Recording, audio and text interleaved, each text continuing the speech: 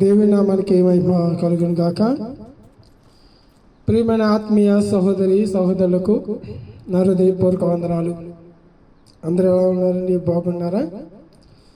దేవుడిచ్చిన సమయంలో మరి మీతో కొన్ని మాట పంచుకోవాలని ఆశపడుతున్నాను.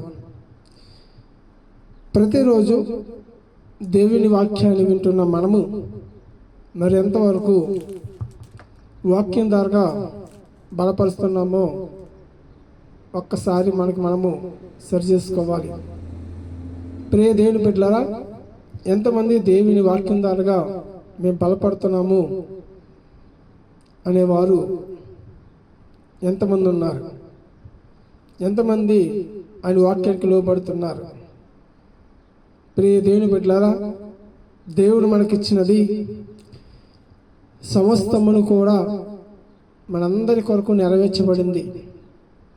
అవి ఇచ్చిన దాన్ని మనము సమృద్ధిగా సద్వినియోగపరుచుకునే వారిగా ఉండాలని దేవుని వాక్యము చదివిస్తూ ఉంది. ఈరోజు ఒక మాట మనం గుర్తు చేసుకున్నట్లయితే కనుక, న్యాయము దైవత్వంలో ఉంది. న్యాయము దైవత్వం. మరి ఎప్పుడైనా సరే ప్రియ దేవుని బిడ్డలారా, ఒకరు గమనించండి. ఎప్పుడు న్యాయముగా జరుగుతుంది, అన్యాయము జరుగుతుంది. చాలామంది మార్చేస్తారు. న్యాయము అన్యాయముగా మార్చేసి లోకాలు మనుషులు ఒప్పిస్తారు, కానీ దేవుని ఒప్పించలేరు. ఆయన తీర్పులోకి మనం వెళ్ళినప్పుడు న్యాయము దైవత్వంలో ఖచ్చితంగా ఉంటుంది. మనం ఎవరు ఏమి చేసినా అది న్యాయమే, అన్యాయమే. ఈరోజు మనం ఏది మాట్లాడినా నువ్వు మాట్లాడే మాట న్యాయమా అన్యాయం అని ఎవరు గుర్తించాలి? ఆయన గుర్తిస్తాడు. నువ్వు మాట్లాడుతున్నప్పుడు నువ్వు ఆలోచించాలి, ఇదే నేను మాట్లాడింది కరెక్టా కాదా, దేవుని వాక్యంగా నేను ఉన్నానా లేదా? ఎప్పుడైతే దాన్ని గుర్తించగలుగుతావో న్యాయము ఎప్పుడు దైవత్వంలో ఉంటుందండి. ప్రియదేవుడు, అన్యాయం ఎప్పుడు కూడా ఓడిపోతూ ఉంటుంది. ఏదో రోజున మనము అపనిందల పాలవుతాం. కానీ నా న్యాయంలో ఉంటే కనుక ప్రియ దేవుని బిడ్డలారా, ఎందుకో తెలుసండి, ప్రతిసారి కూడా మనం యథార్థంగా ఉన్నప్పుడు ఎన్నో శ్రమలు, నిందలు, బాధలు ఎన్నో మన మీదకి వస్తూ ఉంటాయి. ప్రియ దేవుని బిడ్డలారా, మరి చెట్టుకున్న కాయకి దెబ్బలు ఎందుకంటారు చెప్పండి? అది చక్కగా అందముగాను ఆమె వృక్ష సందర్భంగా అది కాయలు కాస్తున్నప్పుడు మరి చూసినప్పుడు జనం ఊరుకుంటారా? ఆ కాయ కోసుకుందామని ఏదొట్టి దానికి రాళ్ళిచ్చి కొడతా ఉంటారు. అందుకే చెట్టుకు కాసిన కాయలకి దెబ్బలన్నట్లుగా యథార్థవంతులు కూడా, న్యాయవంతులు కూడా ఇలాంటి నిందలు వస్తూ ఉంటాయి. చూడండి, అన్యాయం చేసే వారికి నిందలు, వారికి తీర్పు వచ్చేస్తుంది. ఎలా తీర్పు వస్తుంది అంటే కనుక వాడి పక్షముగా న్యాయం జరిగింది అనుకున్నాడు. కానీ ఏదో ఒక రోజున నువ్వు ఆ శిక్షలోకి రావాలని తెలుసుకోవాలి. ప్రియ దేవుని బిడ్డలారా, ఈ రోజులు గడిచిపోయావు, నెల, 2 నెలలు, సంవత్సరము, 2 సంవత్సరాలు గడిచిపోయావు. ఏదో ఒక రోజు ఖచ్చితంగా అన్యాయం అనేది తప్పకుండా మళ్ళా అల్లరి పాలు కావాల్సిందే. ప్రియ దేవుని బిడ్డలారా, ఈరోజు మనం గుర్తించాలి. ఎప్పుడైతే మనం యథార్థము కలిగి ఉన్నామో ఈరోజు నిందలు రావచ్చు, బాధలు రావచ్చు, శ్రమలు రావచ్చు, కానీ రానున్న రోజులు దేవుడికి ఆశ్రితముగా మారుస్తాడు. దేవునికి స్తోత్రం. ఇది మనం కలిగి ఉండాలి. ప్రియ దేవుని బిడ్డలారా, మన జీవితం ఆశ్రితకరంగా ఉందా లేదా మనం సరి చేసుకోవాలి. నేను ఒక మాట చెప్తూ ఉంటాను, ప్రియ దేవుని బిడ్డలారా, కష్టపడకుండా మనకి ఏది రాదు. ఇప్పుడు మన యొక్క కోడి దేశంలో అనేక గర్భ దేశంలో ఉన్నాం. ఎందుకు వచ్చాం మనం? ఇండియాని వదిలి భర్త కోసము, పిల్లల కోసము, కుటుంబం కోసము కష్టపడితేనే జీతం వస్తే ఆ డబ్బులు పంపించి వారి కుటుంబాన్ని సమృద్ధిగా ఉంచాలని కష్టపడితేనే కదా ఆ జీతం వస్తుంది. కష్టపడకుండా కూర్చోడానికి ఎవరెవరు కదండి. అలాగే నువ్వు కష్టపడుతున్నావు కాబట్టి దాని ప్రతిఫలము మనకు వస్తుంది. అది మన కుటుంబానికి ఎలా ఉంటుందని సంతోషంగా ఉంటుంది. అలాగే దేవుళ్ళు కూడా యథార్థము, వాళ్ళు కష్టపడాలి. ప్రియ దేవుడు, నువ్వు కష్టపడితేనే దానికి ఆశీర్వాదం నువ్వు పొందుకుంటావు. చాలామంది ఈరోజు ఏం చేస్తారండి, కష్టపడకుండా డబ్బులు రావాలని ఎంతోమంది ఆశపడతారు, కష్టపడకుండా ఆశీర్వాదం రావాలని ఎంతో ఆశపడతారు. ప్రియ దేవుని బిడ్డలారా, ఒకటి గమనించండి, ఈ లోకంలో మనం ఉన్న రోజులన్నీ కూడా ఒక యాత్రగా ముగించిపోతానికి దగ్గరలో ఉన్నాం. ఒక యాత్ర ఎప్పుడు ఏ రోజు ఎలా వెళ్ళిపోతామో తెలియదు. ఈ లోకంలో మనం ఉండడానికి ఇది స్వాస్థ్యం అనేది కాదు. ఉన్న దినాలు కూడా మనం సమృద్ధిగా ఉన్న సమయాన్ని దేవుని ఆరాధిస్తూ ఆయన వాక్యాన్ని వింటూ అనేక విషయాల్ని తెలిసిన మాటలు సువార్తగా ప్రకటించడం. దీన్ని ఎంతమందికి మనం నెరవేర్చబడుతున్నాం, ఎంతమందికి చెప్పగలుగుతున్నాం ప్రియ దేవుని బిడ్డలారా. అందుకే దేవుని వాక్యము చాలా స్పష్టంగా మనకు రాయబడిన విషయాన్ని మనము జాగ్రత్తగా విందాం, వాక్యం ద్వారా నడుచుకుందాం. యోబు గ్రంథంలో ఒక మాట మన రాయబడుతుంది. యోబు గ్రంథంలో రాయబడిన మాట ఒక్కసారి మనం గుర్తు చేసుకుందాం. యోబు 4వ అధ్యాయము మరి 6వ వచనం 7వ వచనం కూడా ఒక మాట మనం చూస్తున్నప్పుడు ఈ మాట విధముగా రాయబడి ఉంది.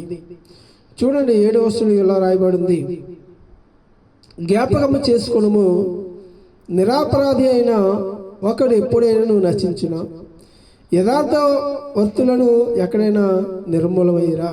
దేవునికి స్తోత్రం. అలాగే పై వచ్చి భాగంలో చూస్తున్నప్పుడు, నీ భక్తి నీకు ధైర్యం పుట్టింపదా, నీ యథార్థత ప్రవర్తన నీ నిరీక్షణకు ఆధారము కాదా. చూడండి, ఇక్కడ మాటను మనం గమనించాలి. ఎప్పుడైనా మనకి ఒక ధైర్యం కావాలి. న్యాయమా, న్యాయం ఎక్కడ ఉంటుందండి? దైవత్వంలో ఉంటుంది. అన్యాయం ఎక్కడ ఉంటుంది?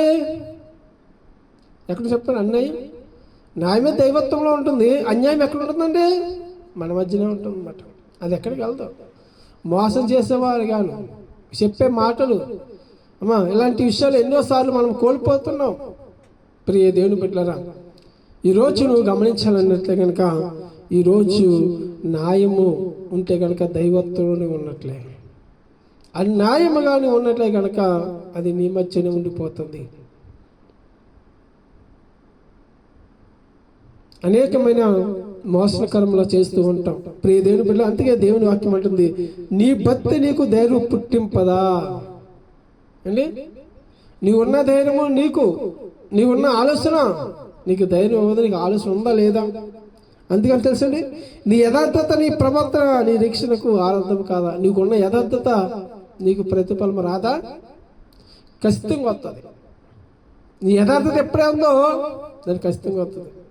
ఈరోజు చాలామంది అంటారు, ఏమని, బాబా నేను యథార్థంగా ఉంటున్నాను కానీ నేను ఏ తప్పు చేయట్లేదు, కానీ ఏం చేస్తారు, నాకు ఎందుకు ధైర్యం ఉన్నాను కానీ నాకు ప్రతిఫలము రావట్లేదు అంటారు. ఎందుకని? కొంత మనం వేసి ఉండాలి. మీరు నెలంతా కష్టపడితేనే జీతం వస్తుందా? రోజు రోజు పని చేస్తే రోజు జీతం ఇస్తారా? మీరు 30 రోజులు కష్టపడితేనే 31 రోజున ఏం వస్తుంది? మీ 30 రోజులు చేసిన పనికి ప్రతిఫలంగా మీకు వస్తుంది. అవునా? ఇప్పుడే నేను ఒక్కరోజు నేను ధైర్యంగా ఉన్నాను, నాకు ఏం రావట్లేదు ఎలాగా? ఒకడు ఆలోచించండి ప్రియ దేవుని బిడ్డ, ఒకడు ఆలోచన చేయండి. మనం ఎప్పుడైనా నీ యథార్థత ప్రవర్తనకు నీ నిరీక్షణకు ఆధారము ఉందా లేదా ఒక్కసారి నువ్వు ఆలోచించాలి. మనకి వెంటనే జవాబు వచ్చేయాలి, వెంటనే సమాధానం వచ్చేయాలి. మనం మాత్రం దేవుని సంధికి వెళ్ళాం. మనం మాత్రం యథార్థత కలిగి ఉండం. మనం ఎలాగైనా బ్రతకొచ్చు, ఎలాగైనా ఉండొచ్చు, కానీ ఆయన ఒక్కడు యథార్థంగా ఉండడు. కానీ మనము కూడా యథార్థంగా ఉండమన్నాడు. యథార్థ ప్రవర్తన కలుగుండు, అది నీ జీవితంలో ఆధారం అవుతుంది. ప్రియ దేవుని బిడ్డలారా, దేవుని వాక్యం చదివిస్తుంది. మనం ఈరోజు ఈ మాటలు గుర్తు చేసుకోవాలండి. దేవుని వాక్యం చదివిస్తుంది. వాక్యం మన భాగాన్ని నువ్వు నేర్చుకోవాలి. ఎందుకంటే మన జీవితంలో జ్ఞాపకం చేసుకును, నిరపరాధైన ఒకడు ఎప్పుడైనా నశించిన యథార్థ వర్తులను ఎక్కడైనా నిర్మూలన అవుతూ చూసావా? ఎక్కడ జరగ తెలుసండి. ఈరోజు ఎప్పుడైతే నువ్వు జ్ఞాపకం చేసుకున్నామో నువ్వు నిరపరాధివైతే నీకు హాని జరగదు. ప్రియ దేవుని పెట్టారా, అందుకే దేవుని వాక్యం అంటది కాబట్టి మనం అనుదినమును కూడా ఆయన మాటలు మనం జ్ఞాపకం చేసుకుని నీతిమంతులకు కీడుకు ప్రతి కీడు వెనక మేలు దాగా ఉందని దేవుని వాక్యం చదివిస్తుంది. ఎంతమందికి అర్థం తెలుసండి? శ్రమ వస్తేనే, బాధ వస్తేనే, ఇబ్బంది వస్తేనే అన్నీ చేయించుకుంటేనే మేలు జరుగుతుందండి. ఏదో మనం కీడు వెనక మేలు ఉందని తాగినట్లుగా దేవుడు చెప్పిన మాట అది ఖచ్చితంగా నెరవేర్చబడుతుంది. మనం మొదట మనకి ఆ కీడు సంభవిస్తేనే దాన్ని ఎలా సరి చేసుకోవాలి, అది ఎలా తప్పించుకోవాలి, ఎక్కువగా ప్రార్థనాపూర్వకంగా ఎలా ఉండాలి, దాన్ని ఎలా జయించాలని ఆలోచన చేస్తుంటాం. నిజంగా నీకు ఏ కీడు రాలేదనుకోండి, మేలైతే చెప్పండి. నీకేమైనా అవసరం ఏంటి? ఎవరైనా అవసరం లేదు మనకి. ప్రియ దేవుని బిడ్డలారా, తండ్రి అయిన దేవుడు కొన్ని సందర్భంలో మనకి ఆయన మాట్లాడుతూ ఉన్నాడు. మనందరినీ కూడా సమకూర్చి, మీరందరూ నాకు కుమారులు కుమార్తెలే ఉన్నారు, నేను చెప్పే ప్రతి మాటలు మీరు జాగ్రత్తగా విని దాన్ని గ్రహించండి.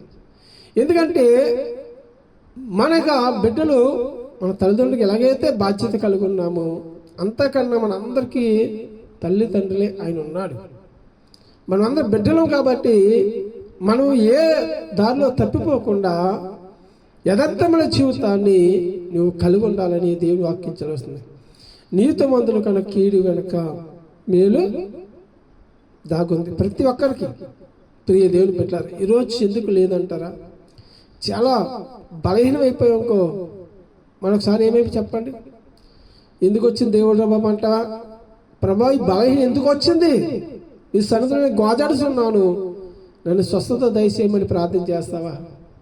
చెప్పండి. ఈరోజు చాలామంది అయితే కనుక నిరాశమైపోతూ ఉంటారు. ఏమైపోతారని? నిరాశ.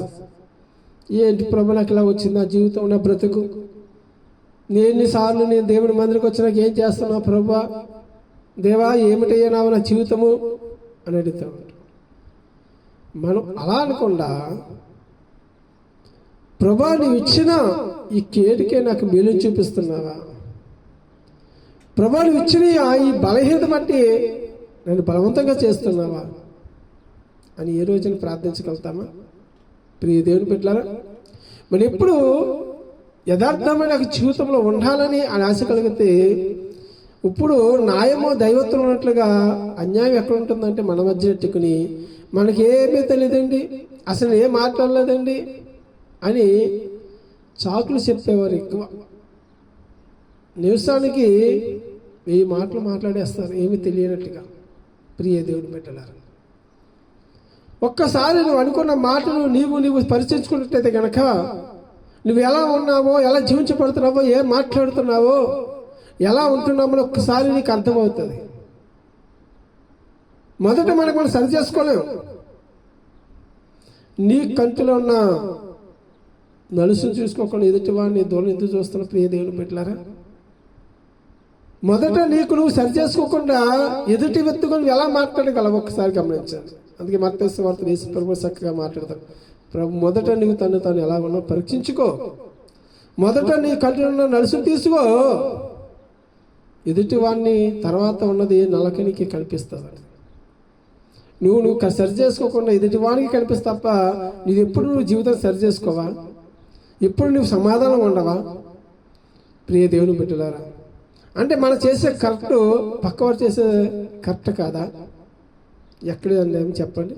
అందుకే దేవుడు అంటాడు, న్యాయము ఎప్పుడు దైవత్వం ఉంటుంది. ఎవరేం చేసినా అది ఖచ్చితంగా తీర్పు వచ్చినప్పుడు దైవత్వంలో మనం కలిగి ఉంటాం. ఈరోజు మనము ప్రియ దేవుని పిల్ల ఒక మాట గమనించాం. మనం వాక్యం పెట్టిన ప్రియ సహోదరి సహోదరుడా, ప్రియ దేవుని సంగమా, మన నిత్యము అనిదినము దేవుని మాటలు, దేవుని వాక్యాన్ని తెలుసుకునే మార్గంలో మనం స్థిరంతముగా ఉన్నామంటే ఈరోజు ఈ రీతిగా నడిపించబడుతున్నట్టు కారణము తెలుసండి. ఆయన మనతో ఉన్నాడు, మనతో మాట్లాడుతున్నాడు. ప్రియ దేవుని ఈరోజు మనం అందరం కూడా ఏం చేయాలంటే కనుక ఆయన దైవత్వములో కలిగి నడుచుకోవాలి. ఆయన మార్గంలో మనం స్థిరంతంగా ఉండాలి. అందుకే జ్ఞాపకం చేసుకో, ఎప్పుడైనా నిరపరాధైనా ఎప్పుడైనా ఎక్కడైనా సరే నశించబడి చూసావా? ఎక్కడ లేదు. యథార్థవంతుడు ఎప్పుడైనా సరే ఎక్కడైనా నిర్మలవతి చూసావా? లేదు. అని జరగదు. ప్రియ దేవుని బిడ్డలారా, మనము దేవుని వాక్యానికి, దేవుని మాటకు లోబడి అని వాక్య ప్రకారంగా నడిచి జీవించాలని ప్రభు పేట మనం చేస్తున్న ప్రియ దేవుని బిడ్డలారా, అంతవరకు దేవుని కృప కాపుదల దేవుడు మనందరికీ అనుగ్రహించును గాక. ఆమేన్. పరిశుద్ధుడు ప్రేమగల తండ్రి, నీ కొందములు, నీ కృపాని కాపుదల దేవుని ఆశీర్వాదములు బిడ్డ కుటుంబానికి ఇచ్చండి. ఇంతవరకు ప్రభు నీ మాటలు బట్టి జ్ఞాపకం చేసుకునే విధానం బట్టి కొంత స్వస్థం సమస్త నెరవేర్చి నీ కృపలో నీ ఆత్మహత్యలు చేయమని ప్రభా నీ వాక్యం విన్న మాటలు మా హృదయం జ్ఞాపకం చేసి కృపను బలపరచమని మా ప్రియ రక్షకుడు యేసు క్రీస్తులో ప్రార్థిస్తున్నాము తండ్రి. ఆమేన్. ఆమేన్.